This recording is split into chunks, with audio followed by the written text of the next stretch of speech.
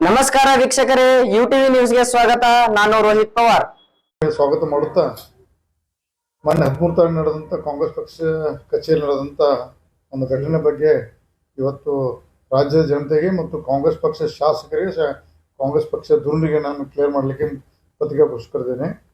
ವಿಶೇಷವಾಗಿ ಮೊನ್ನೆ ನಡೆದಂಥ ಕಾಂಗ್ರೆಸ್ CLP ಮೀಟಿಂಗು ಮತ್ತು ಇನ್ನೊಂದು ಸರ್ವ ಸದಸ್ಯ ಮೀಟಿಂಗ್ದಲ್ಲಿ ಸನ್ಮಾನ್ಯ DK ಶಿವಕುಮಾರ್ ಅವರು ರಾಜ್ಯದ ಜನತೆಗೆ ಕಾಂಗ್ರೆಸ್ ಪಕ್ಷಕ್ಕೆ ಒಂದು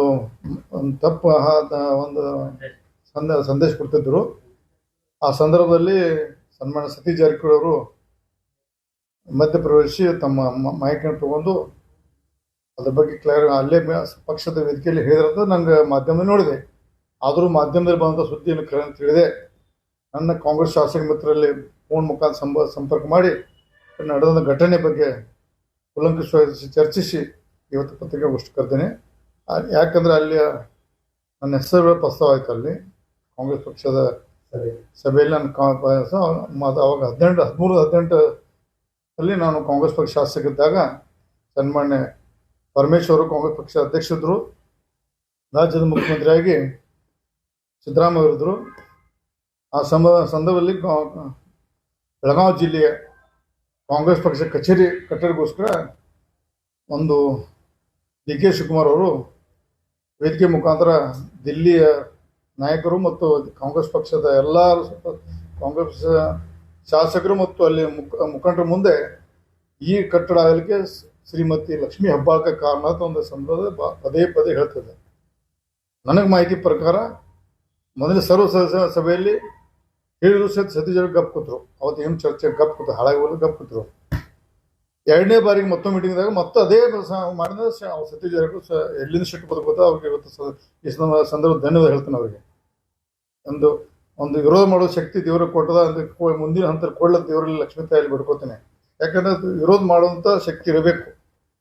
ಯಾಕೆ ವಿರೋಧ ಮಾಡೋದಕ್ಕೆ ರಾಜ್ಯಕ್ಕೆ ಅನ್ಯಾಯ ಆಗೈತೆ, ಜನಾಂಗಕ್ಕೆ ಅನ್ಯಾಯ ಆಗೈತೆ. ಇವತ್ತು ಸತೀಶ್ ಜಾರಕಿಹೊಳಿಗೆ ನಾನು ಹೃದಯಪೂರ್ವಕ ಅಭಿನಂದನೆ ಸಲ್ಲಿಸ್ತೀನಿ. ಅಲ್ಲಿ ಆ ಸಂದರ್ಭದಲ್ಲಿ ಇಂಟರ್ವ್ಯೂ ಆಗಿ ಅವ್ರಿಗೆ ಮಾತಾಡೋದಕ್ಕೆ ಇವತ್ತು ಹೃತ್ಪೂರ್ವಕ ಅಭಿನಂದನೆ ಸಲ್ಲಿಸ್ತೀನಿ. ಆವಾಗ ವೇದಿಕೆ ಮೇಲೆ ಹೋಗಿ ಶಿವಕುಮಾರ್ ಕೈಯಲ್ಲಿದ್ದಂಥ ಮೈಕ್ ತಗೊಂಡು ಇಲ್ಲಿ 13-18 ನಡೆದಂಥ ಕಾಂಗ್ರೆಸ್ ಪಕ್ಷದ ಕಚೇರಿ ಯಾರ ಮುಖಾಂತರ ಹೆಂಗಾಯ್ತು ಸವಿಸ್ತಾರವಾಗಿ ಹೇಳಿದ್ರತ್ತೆ. ಅದರಲ್ಲಿ ಮೇನ್ ಆವಾಗ ಶ್ರೀಮತಿ ಲಕ್ಷ್ಮೀ ಹೆಬ್ಬಾಳ್ಕರ್ ಅವರು ಕಾಂಗ್ರೆಸ್ ಪಕ್ಷದ ಜಿಲ್ಲಾಧ್ಯಕ್ಷರಿದ್ದರು. ಅವ್ರು ಒಂದು ನೈತಿಕ ಅಧ್ಯಕ್ಷರಿದ್ರು ಅಷ್ಟೇ. ಆರ ಕಟ್ಟಡ ನಿರ್ಮಾಣ ಮಾಡಲಿಕ್ಕೆ ಸನ್ಮಾನ್ಯ ಪರಮೇಶ್ವರ್ ಅವರು, ಮುಖ್ಯಮಂತ್ರಿಯವರು ಸಿದ್ದರಾಮಯ್ಯ ಅವರು, ಆವಾಗಿನ ಲೋಕೋಪಯೋಗಿ ಸಚಿವರಾದ ಮಹದೇವಪ್ಪ, ಇಡೀ ರಾಜ್ಯದ ಒಂದು ನಿರ್ವಹಣಾ ಸಮಿತಿ ಅಂದರೆ ಕಟ್ಟಡ ನಿರ್ಮಾಣ ಸಮಿತಿ ಅಧ್ಯಕ್ಷ ಮಾಡಿದ್ರು ಅವರು. ಈ ಭಾಗದ ಬೆಳಗಾವಿ ವಿಭಾಗ ಮತ್ತು ಮೈಸೂರು ವಿಭಾಗ ಎರಡು ವಿಭಾಗಕ್ಕೆ SC ಮಹದೇವಪ್ಪನ ಕಟ್ಟಡ ನಿರ್ವಹಣೆ ಮತ್ತು ಹಣ ಕ್ರೋಢೀಕರಣ ಮತ್ತು ಇನ್ನು ಅನೇಕ ಎಲ್ಲ ವಿಚಾರಗೋಸ್ಕರ SC ಮಹದೇವಪ್ಪನ ಕಮಿಟಿ ಅಧ್ಯಕ್ಷ ಮಾಡಿದರು. ಆವಾಗ ನಾನು MLA ಇದ್ದೆ. ನಮ್ಮದೊಂದು ಗ್ರೂಪ್ ಆಗಿ ಒಂದು ಲಕ್ಷ್ಮೀ ಹೆಬ್ಬಾಳ್ಕರು ನಮ್ಮ ಟೀಮ್ ಆಗಿ ಕೆಲಸ ಮಾಡಿದ್ರು ಪಕ್ಷದ. ನಾನು ಮಂತ್ರಿ ಇರಲಿಲ್ಲ, ಸತೀಶ್ ಜಾರಕಿಹೊಳಿ ಮಂತ್ರಿ ಇದ್ರು ಅವರು. ಅವಾಗ ನಾನು ಚಿಕ್ಕವನದ ಕಾಂಗ್ರೆಸ್ ಪಕ್ಷದ ಒಂದು ನಿಷ್ಠಾವಂತ ಕಾರ್ಯಕರ್ತ ಕೆಲಸ ಮಾಡಿ ಶಾಸಕನಾಗಿ ಆ ಸಂದರ್ಭದಲ್ಲಿ ಬಹುಶಃ 4ನೇ ಬಾರಿ ಶಾಸಕ, 5ನೇ ಬಾರಿ ಶಾಸಕ ಇದ್ದೆ. ಬಹುಶಃ 5ನೇ ಬಾರಿ ಶಾಸಕ ಇದ್ದೆ, ಇಲ್ಲ 4ನೇ ಬಾರಿ ಶಾಸಕ ಇದ್ದೆ. ನಾನು ಒಂದು ಸ್ಪಿರಿಟ್ ಕಾಂಗ್ರೆಸ್ ಪಕ್ಷದ ಗೌರವದಿಂದ ಅಭಿಮಾನದಿಂದ ಅದರಲ್ಲಿ ಸಕ್ರಿಯವಾಗಿ ಪಾಲ್ಗೊಂಡು ಎಲ್ಲ ನಾನು ಅಲ್ಲಿ ಈ ಜಾಗ ಬೆಳಗಾವದಲ್ಲಿ RTO ಸರ್ಕಲ್ ಜಾಗ ಅಲ್ಲಿ ಶಂಕರಾನಂದ ಸಾಹೇಬರ ಹೆಸರಲ್ಲಿ ಇದ್ದಂಥ ಭಾಳಷ್ಟು ಕಾಂಪ್ಲಿಕೇಟ್ ಇತ್ತು. ಅದು ಶಂಕರಾನಂದ ಸಾಹೇಬ್ರ ಹೆಸರಲ್ಲಿ ಆ ಜಾಗ ಇತ್ತು. ಶಂಕರಾನಂದ ಸಾಹೇಬರಿಗೆ ಅವರ ಸುಪುತ್ರಗಳಿಗೆ ನಾವು ಕನ್ವಿನ್ಸ್ ಮಾಡಿ ಇದು ಖಾಲಿ ಬಿದ್ದಿದೆ, ಕಾಂಗ್ರೆಸ್ ಪಕ್ಷ ನೀವು ನಿಮ್ಮ ತಂದೆಯವರು ಶಂಕರಾನಂದ ಸಾಹೇಬರು ಅವ್ರು ತಿಳ್ಕೊಂಡಿದ್ರು. ನಿಮ್ಮ ತಂದೆಯವರು ಕಾಂಗ್ರೆಸ್ ಪಕ್ಷದ ಭಾಳಷ್ಟು ದೊಡ್ಡ ಲೀಡರ್ ಆಗಿ ಕಾಂಗ್ರೆಸ್ ಪಕ್ಷ ಸೇವೆ ಮಾಡಿದ್ದಾರೆ. ನಾನು ಶಾಸಕ, ಒಬ್ಬ ದಲಿತ ಸಮಾಜ ಇಬ್ಬರು ಬರೋದ್ರಿಂದ ಒಂದು ಕಾಂಗ್ರೆಸ್ ಪಕ್ಷಕ್ಕೆ ಒಂದು ಕಟ್ಟಡ ಆಗಿ ದಯವಿಟ್ಟು ಇದರಲ್ಲಿ ಕೋರ್ಟ್ ಗೀಟ್ ಹೋಗ್ಬೇಡ್ರಿ, ದಯವಿಟ್ಟು ಬಿಟ್ಟು ಕೊಡೋದು ಕನ್ವಿನ್ಸ್ ಮಾಡಿ ನಾನು ಶಂಕರಾನಂದವರು ಓಂ ಪ್ರಕಾಶ್ ಇದ್ರವಾಗ ಅವ್ರಿಗೆ ಓಂ ಪ್ರಕಾಶ್ ಮತ್ತು ಇನ್ನೂ ಮತ್ತೊಬ್ಬ ಸುಪುತ್ರ ಮುಂಬೈ ಇರ್ತಾರೆ, ಅವ್ರಿಗಿಬ್ಬರು ಕನ್ವಿನ್ಸ್ ಮಾಡಿ ಆ ಜಾಗ ಬಿಟ್ಟು ಕೊಡಿಸಿ ಆಮೇಲೆ ಕ್ಯಾಬಿನೆಟ್ ತಂದು ಅದನ್ನು ಭಾಳ ಕಷ್ಟಪಟ್ಟು ಕ್ಯಾಬಿನೆಟ್ ತಂದು ಆವಾಗ ಕ್ಯಾಬಿನೆಟ್ ಮುಖಾಂತರ ಇದು RTO ಸೆಕ್ಟರ್ ಇದ್ದಂಥ ಕಾಂಗ್ರೆಸ್ ಪಕ್ಷಕ್ಕೆ ಭವ್ಯವಾದ ಆಫೀಸ್ ಇದ್ದ ಜಾಗದಲ್ಲಿ ಆ ಜಾಗವನ್ನು ಸ್ಯಾಂಕ್ಷನ್ ಮಾಡಿಕೊಟ್ರು. ಆದರೆ ಆ್ಯಕ್ಚುಲಿ ಫ್ರೀಯಾಗಿ ಕೊಡ್ಬೋದಿತ್ತು. ಆದರೆ 52 ಲಕ್ಷ 54 ಲಕ್ಷ ಮಾಡಿ ಮುಂದೆ ಆಮೇಲೆ ಒಂದು ರಿಕ್ವೆಸ್ಟ್ ಮಾಡಿ ನಾವು ಭಾಳ ಅಮೌಂಟ್ ಜಾಸ್ತಿ ಕಡಿಮೆ ಮಾಡೋಕ್ಕೆ ಪ್ರಯತ್ನ ಮಾಡೋದು. ಆವಾಗ ಅಂದ್ರೆ ಈಗ ಆಗಿಬಿಟ್ಟದೆ ಮತ್ತು ಮಾಡಿ ಕಾಂಗ್ರೆಸ್ ಪಕ್ಷಕ್ಕೆ ಮತ್ತು ಸರಿ ಹೋಗೋದಿಲ್ಲ, ಹಾಗೆ ತುಂಬಿಡು ರಮೇಶ ಅಂತಂತ ಪರಮೇಶ್ವರು ಮತ್ತು ನಾನು ಕನ್ವಿನ್ಸ್ ಮಾಡಿದಾಗ ನಾವು ಒಂದೇ ಹಂತದಲ್ಲಿ 54 ಲಕ್ಷ ಭಾಳ ಆಗ್ತದೆ. ಅದನ್ನು 2 ಪಾರ್ಟ್ ಮಾಡಿಕೊಟ್ರು, 27 ಲಕ್ಷ 2 ಪಾರ್ಟ್ ಮುಖಾಂತರ ಮತ್ತು ಆದೇಶ ಮಾಡಿ 2,000 ತುಂಬಿ ನಾವು ಒಂದು ಫಸ್ಟ್ ಕಂತು ತುಂಬಿ 27 ಲಕ್ಷ ತುಂಬಿದ ತಕ್ಷಣ ಬೆಳಗಾವಿ ಕಾರ್ಪೊರೇಷನ್ ಖರೀದಿ ಕೊಡಬೇಕು ಅಂತ ಆರ್ಡರ್ ಮಾಡಿದ್ರು.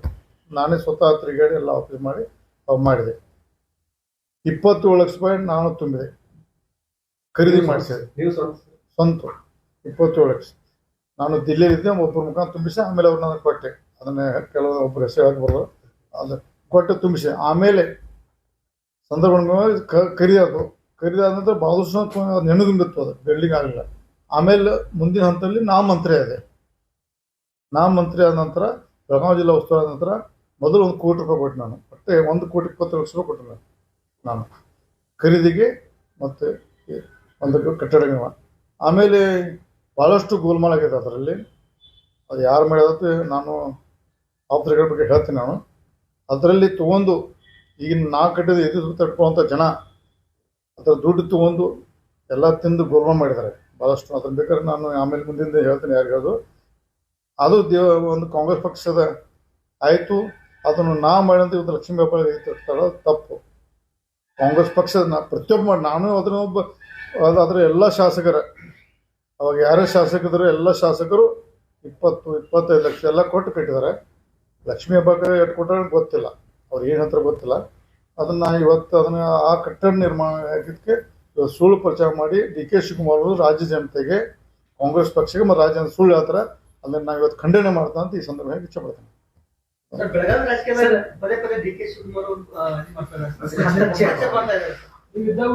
ನೋಡ್ರಿ, ಕಾಂಗ್ರೆಸ್ ಬಗ್ಗೆ ಆಂತರಿಕ ಸಮಸ್ಯೆ, ಅದಕ್ಕೆ ನನಗೆ ಸಂಬಂಧ ಇಲ್ಲ. ನಾನು BJP ಪಕ್ಷದ MLA.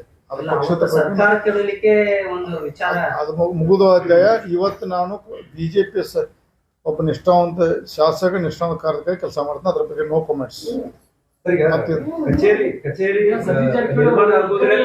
ರಮೇಶ್ ಜಾರಕಿಹೊಳಿ ಅವರ ಪಾತ್ರ ದೊಡ್ಡದಿತ್ತು ಐತೆ, ಖರೆ ನಿಜ ಐತಿ. ಯಾಕೆ ನಿಮ್ಮನ್ನ ಇಲ್ಲ, ನಾ ಈಗ ಇಲ್ಲ ಅಂತ ಹೇಳಿ ಅದನ್ನ ಬಿಟ್ಟು ಅದನ್ನ ನೋಡಿ ಅವರು ಅದ್ರ ಸಂಬಂಧ ಇಲ್ಲ.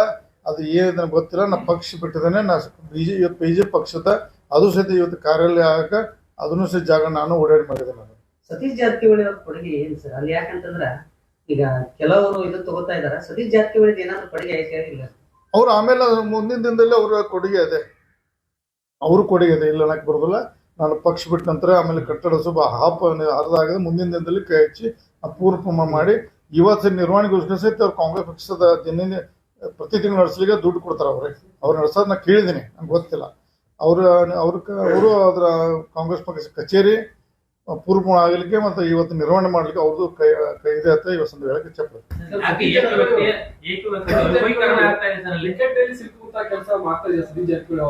ಅಂದ್ರೆ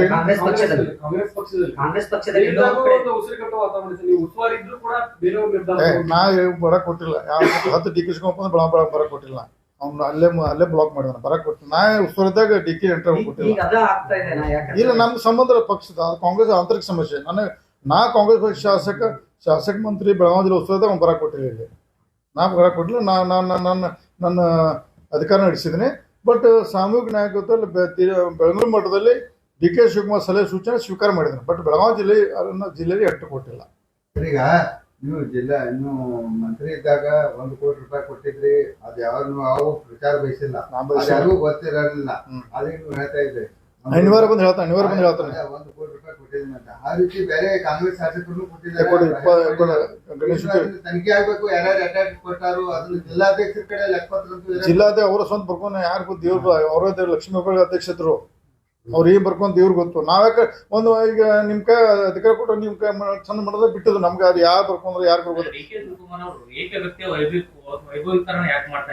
ಅದು ಕಾಂಗ್ರೆಸ್ ಪಕ್ಷ ಸದಸ್ಯ ಕೇಳ್ಬೇಕು. ನನ್ನ ಡ್ಯೂಟಿ ಅಲ್ಲದು, ಅವ್ರು ಕೇಳ್ಬೇಕು. ನನ್ನ ಕಚೇರಿ ನಿರ್ಮಾಣದಲ್ಲಿ ಸಾಕಷ್ಟು ಗೋಲ್ಮಾಲ್ ಕೂಡ ಆಗಿದೆ. ಇನ್ನೇನು ಆಲ್ರೆಡಿ ಕೇಳ್ರಿ ಗೊತ್ತಾಗುತ್ತಾ.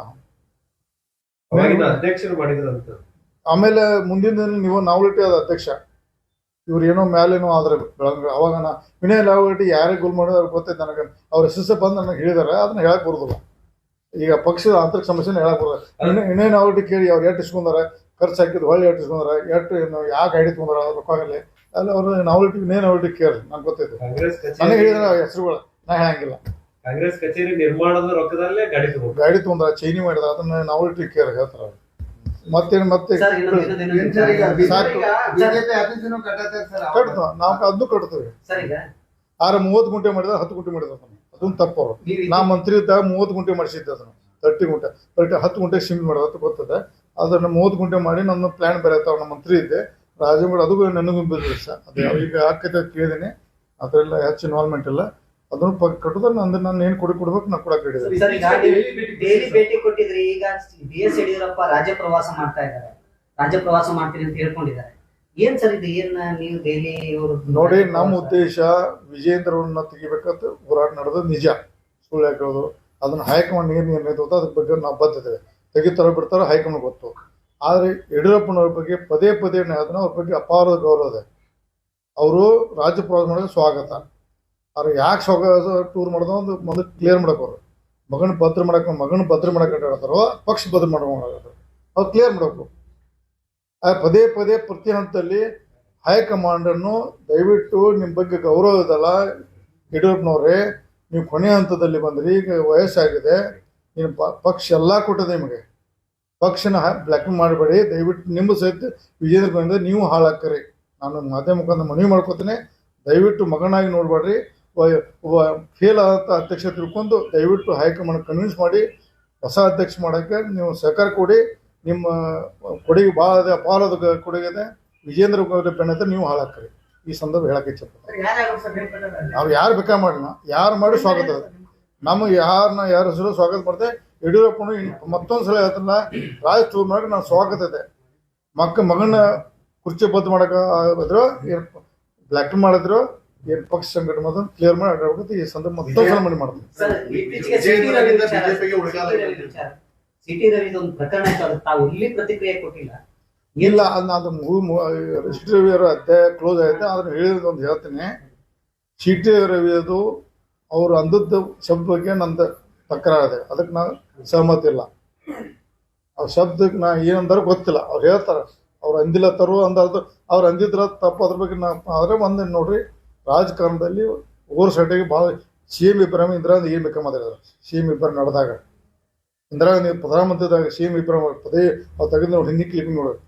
ರಾಜಕಾರಣದಲ್ಲಿ ಓವರ್ ಸೈಡ್ ಮಾತಾಡೋದು ದೊಡ್ಡ ವಿಷಯ, ದೊಡ್ಡದು ಮಾಡಬಾರ್ದು, ಅದು ಮುಗಿಸ್ಬೇಕಟ್ಟೆ. ಅದನ್ನ ರಾಜಕಾರಣದಲ್ಲಿ ನಾವು ಅದನ್ನ ವೈಯಕ್ತಿಕ ನಾವು ಯಾರೂ ರಾಜಕಾರಣದಲ್ಲಿ ಸುದ್ರಲ್ಲ, ಎಲ್ಲರೂ ತಪ್ಪು ಏನೋ ಮಾತಾಡೋದು. ಅದನ್ನ ಅಲ್ಲಿಗೆ ಕ್ಲೋಸ್ ಮಾಡ್ಬೇಕಾಯ್ತು. ಅವ್ರನ್ನ ಅತಿ ದೊಡ್ಡದು ಮಾಡಿ ಅದನ್ನು ನಮ್ಮ ವಿಧಾನಸಭೆಗೆ ಒಂದು ಅಗೌರವ ತಂದಾರ ಅಂತ ಹೇಳಿ ಚಲೋ. ಯಾರೇ ಅದಕ್ಕೆ ನೋ ಕಾಮೆಂಟ್ಸ್, ಅದಕ್ಕೆ ನೋ ಬೇರೆ ವಿಷಯದ ಹೇಳಿ. ವಿಜೇಂದ್ರ ನೇತೃತ್ವದಲ್ಲಿ ಬಿಜೆಪಿ ಉಳಿಗಾಲ ಇಲ್ಲ ಅಂತ ನಾ ಹೇಳ್ತು ಆಲ್ರೆಡಿ ಪದೇ ಹೇಳಲ್ಲ. ಒಂದು ಲೀಡರ್ಶಿಪ್ ಸರಿ ಇಲ್ಲ. ಕೊನೆಗೆ ಹೈಕಮಾಂಡ್ ಏನ್ ತಿಳಿದು ಅವ್ರು ಮಾಡಿದ್ರೆ ಗೊತ್ತಿಲ್ಲ. ಅವ್ರು ಏನ್ ಇರುತ್ತೋ ನಾವು ಬರ್ತದೆ ಹೈಕಮಾಂಡ್ ಏನಂತ ಗೊತ್ತಿಲ್ಲ. ಬಿಜೆಪಿ ಉಳಿಬೇಕಂದ್ರೆ ವಿಜೇಂದ್ರ ಬದಲಾಗ್ಬೇಕು. ಆಗ್ಬೇಕು ಹೇಳಿದ್ವು, ಅದು ಆಗ್ಬೇಕಾದ್ರೆ ಆಗದೈತೆ ಬಿಡದ ಗೊತ್ತಿಲ್ಲ. ಆದ್ರೂ ಸ್ವಾಗತ ಆಗದದ್ದು ಸ್ವಾಗತ. ನಾನು ಬಿಜೆಪಿ ಪಕ್ಷ ಹೋಗ್ತೇನೆ, ವಿಜೇಂದ್ರ ಒಪ್ಪೋದಿಲ್ಲ. ಈಗ 3 ಹಂತದ ಮುಗಿದೈತಿ, 4ನೇ ಹಂತದ ನಾಳೆ ಮುಂದಿನ ವಾರ, ಈ ಬುಧವಾರ ಮುಂದಿನ ಗುರುವಾರ ಶುಕ್ರವಾರ ಈ ಬರೋ ಶುಕ್ರವಾರ ನೆಕ್ಸ್ಟ್ ಶುಕ್ರವಾರ ಗುರುವಾರ ಶುಕ್ರವಾರ ಬೆಂಗಳೂರು ಕೂಡ್ತೇವೆ. ಮುಂದಿನ ಹಂತದಲ್ಲಿ ಹೇಗೆ ಮಾಡ್ಬೇಕಂತ ಚರ್ಚೆ ಮಾಡಿದೆ. ಯಾಕಂದ್ರೆ ಈಗ ಬಹುಶಃ ನನ್ನ ಅಂದಾಜು ಈ ಬಜೆಟ್ ಸೆಷನ್ದಲ್ಲಿ ಕಾನೂನು ರಚನೆ ಆಗ್ತದೆ ನಾವು ಕೊಟ್ಟಂತ. ಯಾಕಂದ್ರೆ ಬೀದರ್, ಗುಲ್ಬರ್ಗ ಮತ್ತು ಬಳ್ಳಾರಿ, ಬೆಳಗಾವದೆಲ್ಲ ಕೊಟ್ಟದ್ದು ಈ ರಾಜ್ಯಕ್ಕೆ ಮತ್ತು ರಾಜ್ಯ ದೇಶದೆಲ್ಲ ಇದೇ ಥರ ಆಯ್ತದ ಮನವರಿಕೆ ಆಗಿದೆ. ಅದನ್ನ ಇನ್ನೂ ಕೆಲವೊಂದು ಜಿಲ್ಲೆಯಲ್ಲಿ ಬಾ ಅಂತ ಹೇಳಿದ್ರೆ ಅಲ್ಲಿ ಒಂದು ಮುಂದಿನ ದಿನದಲ್ಲಿ ಡೇಟ್ ಫಿಕ್ಸ್ ಮಾಡ್ತೀವಿ ಮುಂದಿನ ಹಂತದಲ್ಲಿ. ಸರಿ, ದೇವಸ್ಥಾನ ದೇವ್ರು ಅಂದ್ರೆ ಬಹಳ ಭಕ್ತಿ ನಿಮ್ಗೆ, ಎಲ್ಲಾ ಮಂದಿರಗಳು ಅಡ್ಡಾಡ್ತೀರಿ. ಈಗ ಗಂಗಾ ನದಿ ದಡದಲ್ಲಿ ಕುಂಭಮೇಳ ನಡೆಯತೈತಿ, ನೀವೇನಾದ್ರು ಹೌದು 45 ದಿವಸ ಒಂದು ದಿವಸ 45 ಡೇಸ್ 2 ದಿವಸ ನೀನು ಇದು 3ನೇ ದಿವಸ, ಬಟ್ ಈ 40 ದಿವಸ ಒಂದು ದಿವಸ ಹೋಗಿ ಬರ್ತಾನೆ. ರಾಜ್ಯದಲ್ಲಿ ಏನಾದ್ರು ಸರ್ಕಾರ ಬದಲಾವಣೆ ಏನಾದ್ರು ಆಗುತ್ತೆ? ನಾವು ಪಕ್ಷ ಗಟ್ಟಿ ಮಾಡಿ 28ಕ್ಕೆ ಚುನಾವಣೆ ಆಗೋದು, ಅದಕ್ಕೆ ಮೊದಲು ಚುನಾವಣೆ ಗೊತ್ತಿಲ್ಲ. ಪೂರ್ವ ಪ್ರಮಾಣದ ಬಿಜೆಪಿ ಸರ್ಕಾರ 130-140 ಸೀಟ್ ತರುವಂತ ಸಂದರ್ಭ ಕೆಲಸ ಮಾಡ್ತೇವೆ. ಅಶೋಕ್ ಅವರು ಹೇಳ್ತಾ ಇದ್ದಾರೆ, ಈ ಹಿಂದೆ ಕೂಡ ಬೆಳಗಾವಿಯಿಂದಲೇ ಸರ್ಕಾರ ಬಿದ್ದಿತ್ತು, ಈಗ ಮತ್ತೆ ಬೆಳಗಾವಿಯಿಂದಲೇ ಸರ್ಕಾರ ಆ ಬಿದ್ದಿತ್ತು. ಕ್ಲೈಮ್ಯಾಕ್ಸ್ ಬಂದದ್ದು ನಿಜ, ರಾಜ್ಯದ ಹೇಳಿದೇವೆ ಅಲ್ಲ ಬಂದೈತೆ. ಯಾಕೆ ನಿನ್ನೆ ಸ್ಟಾರ್ಟ್ ಆಗಿದೆ. ಈ ಸಂದರ್ಭದಲ್ಲಿ ನಿನ್ನೆ CM ಅವರು ಭೇಟಿಯಾದ, ಸನ್ಮಾನ್ಯ ND ಪಾಟೀಲ್ ಅವರು ಭೇಟಿಯಾಗಿದ್ದಾರೆ, ಸತೀಶ್ ಜಾರಕಿಹೊಳಿ ಭೇಟಿಯಾಗಿದ್ದಾರೆ, ಇನ್ನು ಅನೇಕ ನಾಯಕರು ಹೇಳಿದ್ದಾರೆ. ಹಿಂಗಾದ್ರೆ ಮತ್ತೆ ಬೆಳಗಾವಿ ಸ್ಟಾರ್ಟ್ ಆಗಿದೆ ನೋಡಿ ಹೇಳಿದ್ದಾರೆ. ಅವಾಗ ಸಿದ್ದರಾಮಯ್ಯ ಅವರು ಹೇಳಲಿಲ್ಲ, ಅವಾಗ ಸಿದ್ದರಾಮಯ್ಯ ನಮ್ಮ ನಾಯಕರದ್ದು ಎಲ್ಲ ಸರ್ಕಾರ ಬಿತ್ತು. ಈಗ ಅವರು ಹೇಳೋದಕ್ಕೆ ಮುಂದಿನ ಅವರ ಅನಾಹುತ ಅವರೇ ಕಾರಣ, ಸಿದ್ದರಾಮಯ್ಯ ಕಾರಣಕಾರ. ಈಗ ಕಾಂಗ್ರೆಸ್ ಪಕ್ಷದ ಬೆಳವಣಿಗೆ ಬಗ್ಗೆ ಅಲ್ಲಿ ಇರುವಂತಹ ನಿಮ್ಮ ಹಿತೈಷಿಗಳು ಅಂದ್ರೆ ನಿಮ್ಗೆ ಬೇಕಾದಂತವ್ರಿಗೆ ಹೇಳಿದ್ರಂತ. ಇಲ್ಲಪ್ಪ, ನಾ ಅದು ಮಾತ್ರ ನಿನ್ನೆ ಆಗಾನೆ ಫಸ್ಟ್ ಟೈಮ್ ನಾನು ಒಬ್ಬ ಶಾಸಕ ಫೋನ್ ಮಾಡಿದೆ. ಯಾಕೆ ಮಾಧ್ಯಮ ಬಂದದ್ದು ಎಷ್ಟು ಕರೆಯುತ್ತೆ ನಿನಗೆ ಗೊತ್ತಿರೋದಿಲ್ಲ. ನಾನು ಇದು ಅದಂತೆ ನಿಜ ಅನ್ನೋ ಸುಳ್ಳು ಕೇಳಿದ, ನಿಜ ಅಂದಕ್ಕೂ ನಾ ಇವತ್ತು ಪ್ರೆಸ್ ಮುಖಾಂತರ, ಯಾಕೆ ಸುಳ್ಳು ಪ್ರಚಾರ ಮಾಡಿ ಯಾರೋ ಪಾಪ ಯಾರೋ ಕಟ್ಟಿದಾರೆ, ಪುಣ್ಯಾತ್ಮಗಳು ಕಟ್ಟಿದಾರೆ, ರೊಕ್ಕ ಹಾಕಿ ಯಾರೋ ಅದನ್ನ ಕ್ರೆಡಿಟ್ ಅಂದ್ರೆ ಇವತ್ತು ಪ್ರೆಸ್ ಮುಖಾಂತರ ಹೇಳ್ತಾನೆ. ಸತೀಶ್ ಜಾರಕಿಹೊಳಿ ಏನ್ ಹೇಳ್ಬೇಕು, ನೀವು ಸೈಲೆಂಟ್ ಆಗಿರ್ಬೇಡಿ. ಸೈಲೆಂಟ್ ಇರಬೇಡ, ನಾವು ಉಗ್ರ ಆದ್ರೆ ಅವ್ರು ಉಳ್ಗಾಲದ ಉಗ್ರ ಆಗೋದಕ್ಕೆ ಅವ್ರು ಮುಗಿಸ್ತಾರೆ. ಈಗ ಸತೀಶ್ ಜಾರಕಿಹೊಳಿ ಅವರು ಕೆಲವು ದಿನಗಳಿಂದ ಉಗ್ರ ಆಗಿದ್ದಾರೆ ಅನ್ನೋದಕ್ಕೆ ಇವತ್ತು ನಿನ್ನೆ ಅವರನ್ನ ಭೇಟಿಯಾಗಿದ್ದಾರೆ. ಅಧ್ಯಕ್ಷರು ಬದಲಾವಣೆ ಬಗ್ಗೆ ಸ್ಪಷ್ಟಪಡಿಸ್ರಿ, ಅವ್ರು ಮುಂದುವರಿಯೋದಿತ್ತಂದ್ರೂ ಸ್ಪಷ್ಟಪಡಿಸಿ, ಇಲ್ಲಾಂದ್ರೆ ಬದಲಾವಣೆ ಮಾಡ್ಬೇಕಾ ಅನ್ನುವಂತ ನೋಡ್ರಿ, ನಾನು ಬಿಜೆಪಿ ಪಕ್ಷದ ಹೇಳ್ತೀನಿ, ಕಾಂಗ್ರೆಸ್ ಪಕ್ಷ ಸಂಬಂಧ ಇಲ್ಲ. Thank you sir. Satish Jarkiholi ಅವರು ಅಧ್ಯಕ್ಷ ಆದ್ರೆ ನನಗೆ ಗೊತ್ತಿಲ್ಲ, ನಾನು ಬಿಜೆಪಿಗೆ ಟಫ್ ಕಾಂಪಿಟೇಟರ್ ಆಗ್ತಾರ. ನಮ್ಮ ಬಿಜೆಪಿಗೆ ಮುಂದಿನ 28 ಆರಾಮ್ ಬಿಜೆಪಿ 140 ಸೀಟ್ ತರ್ತೀವಿ ನಾವು. ಬಿಜೆಪಿ ನೇತೃತ್ವದ ಸರಿಪಡಿಸ್ರೆ 140 ಬರ್ತಾರೆ. ಹಿಂಗ ನಮ್ಮ ಪಕ್ಷದ ಅವ್ರ ಆಂತರಿಕ ಸಮಸ್ಯೆ ಹಿಂಗ ಬಿಟ್ರೆ ಕಷ್ಟ ಇದೆ. ಅವ್ರು ಮುಂದುವರ್ಸ್ತಾರೋ ಬಿಡ್ತಾರೋ ಹೈಕಮಾಂಡ್ ಫಸ್ಟ್ ನಿರ್ಧಾರ ತಗೋಬೇಕಂತ ಈ ಸಂದರ್ಭ ಮನವಿ ಮಾಡ್ತೀನಿ. ಸರ್, ಈಗ ಮೊನ್ನೆ ನೀವು ಒಂದು ಭಾಷಣ ಮಾಡಿದ್ರಿ, 2028ಕ್ಕೆ ಹಿಂದುಳಿದವರೇ CM ಆಗ್ಬೇಕು. ಇಲ್ಲ, ನಾ ಮಾಡಿಲ್ಲ, ಭಾಷೆ ಎಲ್ಲಿ ಮಾಡಿ ಸಮಾವೇಶದಾಗ ಸರ್ ಅಂದ್ರೆ ಅಲ್ಲ ಸ್ವಾಮೀಜಿ ಅವರು 74% ಹಿಂದುಳಿದ ಜನ ಮಾಡಿದೆ, ಅದಕ್ಕೆ ನ್ಯಾಯ ಸಿಗ್ಬೇಕಂತ ನಾನು. ಅಂದ್ರೆ ಬೇರೆ ರೂಪದಾಗ CM ಆಗಬೇಕಂತ ಹೇಳಿಲ್ಲ ನಾನು. ಈ ಮೀಸಲಾತಿ ಬಗ್ಗೆ ಮುಂದೆ ಬಿಜೆಪಿ ಸರ್ಕಾರ ಬಂದಾಗ ನಮ್ಮ ಹಿಂದೂ ಜನಾಂಗ ನ್ಯಾಯ ಸಿಗಬೇಕು ಹೇಳಿದೆ ನಾನು ಮುಖ್ಯಮಂತ್ರಿ ಹೇಳಿಲ್ಲ. ಮುಖ್ಯಮಂತ್ರಿ ಆದ್ರೆ ಭಾಳ ಸಂತೋಷ. ಆದರೆ ಎಲ್ಲರಿಗೂ 74% ಜನಾಂಗಕ್ಕೆ ನ್ಯಾಯ ಸಿಗಬೇಕು. ಅನ್ಯಾಯ ಆಗಿದೆ, ನ್ಯಾಯ ಅಂತ ಹೇಳಿದ್ರೆ ಆಗ್ತದೆ. Thank you. ಅದ್ರೊಳಗೆ ಎಲ್ಲರೂ ಬರ್ತಾರೆ. Thank you sir. ಕ್ಲೋಸ್ ಮಾಡಿಬಿಡಿ ಸಾಕು. ಹಂಗೆ लेटेस्ट न्यूज अपडेट्स के लिए YouTube एक्सप्रेस को सब्सक्राइब कीजिए, साथ में बेल आइकॉन को भी क्लिक कीजिए। साथ ही साथ लाइक, शेयर और कमेंट करना ना भूलिए।